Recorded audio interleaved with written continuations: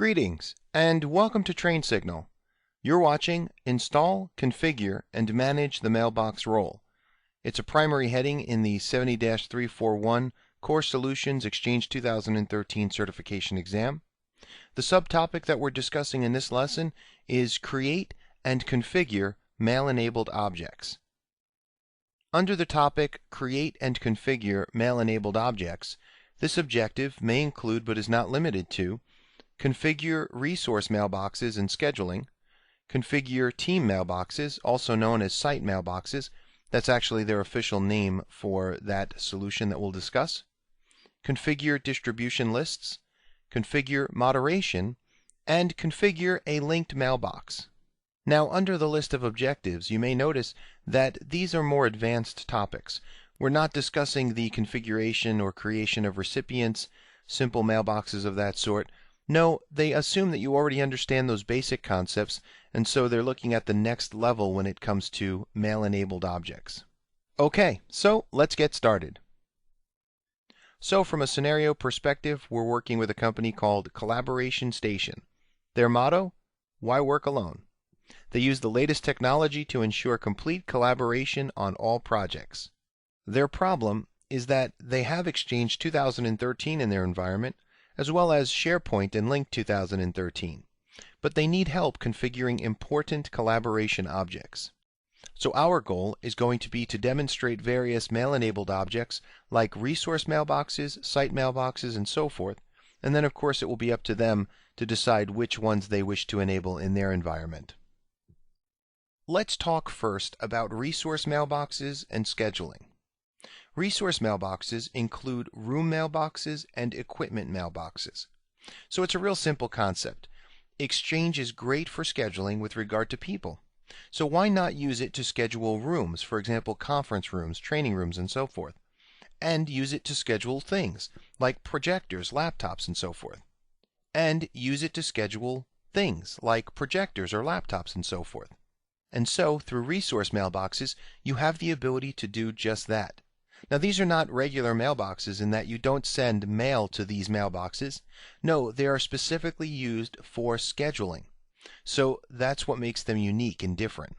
Once you have the resource mailbox in place, you can configure how it will respond to booking requests, whether or not there are delegates that will accept requests or whether or not the request will be handled automatically. And you can configure booking options. So let's jump over to our servers and let's take a look at how you would configure a resource mailbox, and let's take a look at some of the settings. Alright, so here we are on our client access server. We'll take a look at the Exchange Admin Center, and what we're going to do is go to the Resources tab under the Recipients feature.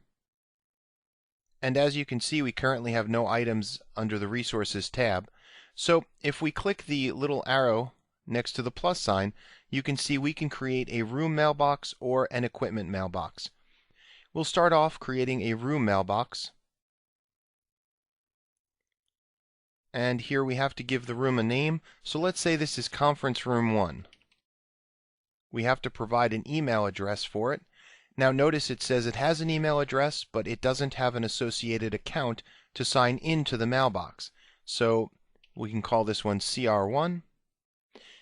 We can choose a domain. We only have the one domain, so that makes it easier. Organizational unit. We can provide one, or it will just go in the default location, which is the user's container. We can provide the location, which, let's say it's first floor. Indicate a phone number. Perhaps enter a capacity. And then we can establish booking requests. So do we want to accept or decline booking requests automatically? Or do we want to select delegates who can accept or decline booking requests? So this is a great option. Let's say we want to assign someone. Here in our case, we only have a couple of recipients, so we'll just assign Alan here. And that's pretty much it. We can click more options and see if we want to include an alias, if we want to choose the mailbox database, if we want to assign an address book policy. In our case, we'll just click Save. Alright, and so here we have that room mailbox type, recipient mailbox. Now, if we go to Equipment Mailbox, you can see here, you'll notice it's a little bit different in that we don't include things like location or the capacity. You can still assign delegates, and we have more options with alias, mailbox database, address book policy. So we have these two different types of resources. Now once they're created, we can always go back in and notice that there's a lot more in terms of the information that we can actually provide. So here's more information. There's the delegates information. Booking options. This becomes a little bit more robust here as well. So you can actually configure when this room can be scheduled. You can allow repeating meetings, allow scheduling only during work hours, always decline if the end date is beyond this limit. You can see that you can actually have a little bit more control over the booking itself, like with this end date beyond this limit, and then the maximum booking lead time, maximum durations. If you want the meeting organizer to receive a reply, enter the text below. So this makes for a little bit more of a robust solution when it comes to booking rooms or booking equipment. Let's jump back over to our slides and let's talk for a moment about site mailboxes. Team mailboxes are also known as site mailboxes. Actually, site mailboxes is the official term for this new feature in Exchange 2013. Basically, site mailboxes require both Exchange 2013 and SharePoint 2013 in order for these to work. A site mailbox brings Exchange emails and SharePoint documents together, allowing members of your site to have access to all important project communications. And it also enables your members to view documents and add new ones to your SharePoint site's document libraries, but you don't have to do it through SharePoint. You can do it right from Outlook 2013. So they enhance the concept of collaboration, having the site mailbox access Exchange email and SharePoint documents through the same end-user clients, either Outlook or SharePoint. Now, in the additional research at the end of this lesson, there are two links for site mailboxes. So there's one that leads you to site mailboxes from the Exchange side, and that's the first link. But then there's one entitled Configure Site Mailboxes in SharePoint Server 2013. And so that's the second link. So even though Exchange is part of the process, the actual configuration side is mostly done from the SharePoint side. And so we're not going to demonstrate how to configure these. The important thing to keep in mind is that when you're looking at collaboration mailboxes, you have a variety of different choices. So one of them is public folders. Now that we have the public folder mailbox, obviously public folders have been around for a long time, and they are the typical method within Exchange for collaborating when it comes to documentation. So public folders are still in the mix. The second collaboration mailbox type is a shared mailbox, which allows multiple individuals to have access to the information within. It's similar to the concept of public folders, but a little bit more narrowed in focus as far as access and as far as ability to control that shared mailbox. And then this is the new feature, site mailboxes, which requires that connection to SharePoint 2013 as well. So depending on the type of scenario that may come your way, whether in a real-world deployment or in a certification exam question, you now can look at the different options and determine if site mailboxes is the way to go. To be honest, however, from a real-world perspective, site mailboxes are not the easiest to configure. So you'll note when you look at the additional research at the end of the lesson, if you take a look at the link on configuring site mailboxes in SharePoint, that it's not a straightforward process. It is somewhat involved and a little bit convoluted. So it may not necessarily be your go-to solution in a real-world environment. Distribution groups are static, and they're either mail-enabled universal distribution groups or mail-enabled universal security groups. It's good to note that distribution groups are only used for mail distribution, whereas security groups that have been enabled for mail, they're used for giving permission to resources in Active Directory. So sometimes it's better to keep the two completely separate. With distribution groups, you can configure important elements like whether membership is open or closed to self-sign-up, how messages will be delivered, and if there will be moderators. Let's jump over to our Exchange server and let's take a closer look at distribution groups. So here we can see under the Exchange Admin Center, under Recipients, we have groups. And there are 3 distribution groups that already exist. We created these in previous lessons. So we look at this and we say, okay, well, if I wanted to create another one, I could click this little triangle, and it would allow me to create a distribution group, a security group, or a dynamic distribution group. And so we appreciate that with dynamic distribution groups, the membership is actually made up on the fly based upon certain conditions that we establish. So let's say that condition is the department that an individual works in. And so as people come and go within that department and that information changes within Active Directory, that person that perhaps is just put into the department is automatically added to the group the next time somebody sends an email to that dynamic distribution group, because the membership of that group is decided upon at the time the email is actually sent. Well, we're talking more about distribution groups at this point, but the concepts are the same across all 3. So depending on whichever one you create, you can go in and take a look at the properties of the distribution group. And you can see here there's a lot to really look at as far as the general information, ownership, membership of that distribution group, delivery management, message approval. And here under message approval, this is where you see things like messages sent to this group have to be approved by a moderator. So you can establish group moderators, and if we don't select a moderator, the group owner will review and approve messages. So you may want that to be the case. The group owner takes care of it, or you may want to establish a moderator. And then you can also establish senders who don't require message approval. And here you can select senders who can send messages to the group without message approval. So some individuals that automatically go into this category would be the moderator themselves. They don't have to have approval, but others have to have approval. Messages from moderators are delivered to the moderated recipient immediately, so moderators automatically bypass the approval process. It's just by definition that a moderator has that authority to determine what messages are appropriate for a moderated recipient, and so they don't get double checked. However, owners of distribution groups and dynamic distribution groups, they are not automatically treated as trusted senders, and so their messages would be subject to the approval process. So you might want to add them to the senders who don't require message approval list here.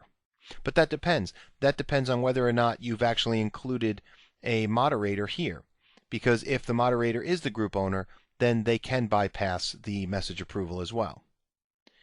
You can also specify select moderation notifications. You can notify all senders when their messages aren't approved. You can notify senders in your organization when their messages aren't approved, or you can say don't notify anyone when a message isn't approved.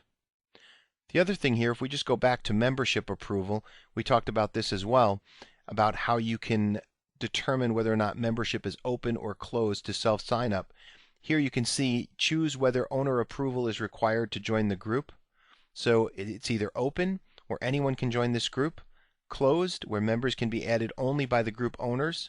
All requests to join will be rejected automatically, and then owner approval. All requests are approved or rejected by the group owners. You can also choose whether the group is open to leave. So anyone can leave this group without being approved by the group owners, or closed. Members can be removed only by the group owners. All requests to leave will be rejected automatically. So this is nice to see that some distribution groups you may want to have a little bit more flexible. Folks can join or leave at will. And in other cases, it's mandatory that, hey, if you work for the company and you're part of this department or you're part of this team, you will be part of this distribution group. And to be honest with you, I think that there are a lot of folks out there who are not aware that these options even exist. They understand the concept of a distribution group and being able to send mail to 20, 30, 40 people all at once, but they may not necessarily appreciate that you have control over whether or not others join or leave the distribution group itself. And that's because typically they're set up kind of static, and they're not typically viewed as something that's open to come and go as you please. But it's good to know that there are features like this for specific types of distribution groups. Now, we have been talking a bit about moderation. Let's jump back over to our slides and let's talk more about moderation of not just distribution groups, but let's talk about how that works And then let's talk about how you might utilize this on individual recipients. Now, you were able to see with distribution groups that we have the ability to assign moderators to the distribution group, and that makes sense. Now, along with moderation of distribution groups, you can also configure a moderated recipient. In the past, that was done a little bit more easily through the properties of the mailbox itself. However, when it comes to moderating recipients with Exchange 2013, it's recommended that you use transport rules to accomplish that. As far as moderation in Exchange, it makes sure all messages go through an approval process. So what happens is, with moderation, there's an arbitration mailbox that's used to store the original message for approval. The arbitration mailbox is set up during the setup of moderated transport, and it's used for all moderated recipients, although you can add additional ones for load balancing if necessary. We keep saying recipients. Basically, you can configure any type of recipient as a moderated recipient, and then Exchange will ensure that all messages go through the approval process. Now, we say any type of recipient, but oftentimes the most common scenario when it comes to controlling messages is messages that are sent to large distribution groups. So you may want to put moderators over the distribution group, which you were able to see a moment ago. You might also use moderation when it comes to controlling messages that are sent to, let's say, executive mailboxes or partner contacts and things of that sort. So it really depends on the environment that you have and the extent of control you want to have over mail that's flowing within your organization or to the outside world. But again, you can use transport rules to moderate messages when it comes to individual recipients. Let's jump back over to our Exchange server and let's take a look at how you would do this. Alright, so we know that we can establish moderation directly over distribution groups. But when it comes to moderating individual users, here if we go back to recipients and go back to mailboxes, if we open up Alan Wright's mailbox, you note we don't have the ability to moderate this. It's not the same as distribution groups. So, okay, we get that. So the way they want you to do this is through mail flow, through rules, through transport rules. And they make this kind of easy for us because instead of just clicking the plus sign and starting from scratch, we can hit the little triangle and notice down here, send messages to a moderator. So we click that. We would give it a name. Let's say we have the need to send messages being sent to Alan Wright to go to a moderator. So we indicate the name. We apply the rule if the recipient is Alan Wright. And again, that's where you can establish moderation over any recipient, really. We say OK. And then do one of the following. Forward the message for approval to, forward to the sender's manager for approval. So we can say, let's forward this to the administrator. Say OK. And now we've established a rule for Alan's messages to be moderated. So now all messages sent to Alan will be moderated by the administrator. Alright, so let's test this out.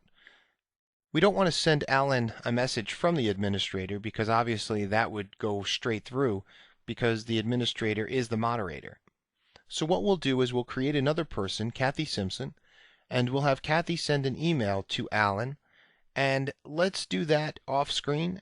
And what we'll do is we'll go check the administrator's Outlook to see if that message goes to the administrator or if it gets straight through to Alan. And let's jump over to a Windows 8 system running Outlook 2013 and see what the administrator will see when a message comes their way with regard to moderation for Alan's mailbox. Alright, so here we see that message from Kathy Simpson is now in the administrator's mailbox. And if we look here, we see it says your decision is requested. Kathy Simpson has asked you to approve the attached message for delivery to Alan Wright. You can see a preview of it, or you can actually open up the message itself and you can read the entire message from Kathy to Alan. And up here at the top, you can see we can approve or reject. So we approve it, and it disappears. So It's not a tremendous amount of work for someone to be a moderator. Obviously, if someone has a tremendous amount of mail coming in, the moderation will certainly make so that they only get the mail that's most important to them. Or if you're trying to really make sure that mail does not go to certain distribution groups and you really want to control that, you can see how this would be helpful because it would prevent some of the abuses that occur with distribution groups as far as messages flying around to the entire group that perhaps really don't need to go to the whole group. And that puts a lot of strain on the environment as well. If you have too much being circulated through distribution groups, the Exchange server has to work with all of that. And of course, all those messages go into the mailboxes of all of those people, so that can be more of an irritation. So moderation is a great thing. It's good to know how it works and how we utilize it depending on whether or not it's a distribution group or if we want to do it over other types of recipients. In those cases, we use transport rules. All right, so now let's jump back over to our slides and let's talk for a little bit about linked mailboxes. Let's talk for a moment about linked mailboxes. These were first introduced with Exchange 2003, and a linked mailbox is a mailbox that's accessed by users in a separate trusted forest. So linked mailboxes allow for Exchange to be centralized in one forest while allowing access from one or more additional trusted forests. And there are a couple of different scenarios on why you might utilize linked mailboxes. So for example, let's say you have two companies that are merging, and let's say they only want to have one messaging server, but they want to secure their identity by keeping their email addresses and logon information the same. Well, then you can use a resource forest where the mailboxes are created, but you can keep the two companies and their Active Directories separated. You might have two companies that are planning to manage one data center, and so they might have a resource forest that has Exchange. And so in that case, again, you're looking at having Exchange in one forest and your Active Directory users in another. And you can have multiple Active Directory forests that utilize that same Exchange server. And the way this is done is with two-way transitive trusts that actually allow the end users from one forest to be given mailboxes in the other. Now, we're not going to go through the process of setting this up for you, but there's a link at the end of the lesson that will walk you through the various options for the setup. And let's just take a look at the blog posting that's listed there, but it does show you the complexity that's involved here in terms of setting up the trusts, setting up the DNS configuration, and then of course setting up these linked mailboxes. So let's jump over and take a look. Alright, and so here you can see this is part one of a four-part series for linked mailboxes in Exchange Server 2013. Now, as we look down here, we can see the prerequisites, we can see the scenario, and what's nice about this is that you can actually work along with this post in order to set these up on your own. It shows you the way that they're working out the transitive trusts, the configuration of the DNS forwarding. We can see the properties there for DNS, and that's very helpful. And you can see the trusts that have been put into place. So it really does a great job as far as making sure everything works properly. So you configure the DNS first, you set up the trust, and then you can validate that trust. That's part one. Part two then goes into the process of being able to see the linked users, and then going into the Exchange Admin Center, creating the linked mailbox, choosing the trusted forest, which if you don't have a trust relationship, you won't see anything here. Creating that new linked mailbox and creating the account based off of the display information that's coming over from the trusted domain. You create the new mailbox, provide the information for that account, the mailbox database, and then as you can see, then you'll be able to see under recipients the various mailboxes and which ones are on the server and which ones are linked. Like I said, it's a four-part series. The other parts of the series discuss things like using an email address policy and a few other aspects of linked mailboxes. It's absolutely worth taking a look at. Alright, so going back to our scenario, Collaboration Station, we've mapped out various collaboration features in Exchange 2013, and we discussed to a degree how SharePoint might also come into play. Our recommendation in a real-world environment is to avoid site mailboxes due to their setup complexity, and go with public folders or shared mailboxes. I know that's a bit shocking considering Collaboration Station has SharePoint 2013 and they're all about the future and collaboration and so forth, so they're more than welcome to disregard our recommendation and attempt to use site mailboxes. Collaboration Station, however, does not require linked mailboxes for their environment, but they do like the idea of using distribution groups and assigning moderators. In their case, they don't necessarily need to assign moderation over individual recipients, and so they're not going to be setting up transport rules to do that. Some additional research points for this lesson include site mailboxes, which is the exchange side to site mailboxes. That's the first link in TechNet. The second one is configure site mailboxes in SharePoint Server 2013. The third one is configure a moderated recipient. And the last one there is linked mailbox in Exchange Server 2013, Part 1. And you were able to see that this is really a great link when it comes to mapping out the full process of configuring linked mailboxes. So I highly recommend that you take a look at that one. So we hope you found this informative. I'd like to thank you for viewing, and I'll see you in the next lesson.